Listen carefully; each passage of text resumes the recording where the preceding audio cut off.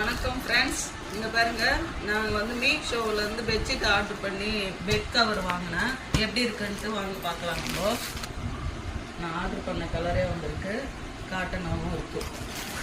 சரிங்க, பிரித்து பார்க்கலாம். ஏன் நல்லா இருக்கு. இப்போது தலகாணி கவர் பாருங்கள்.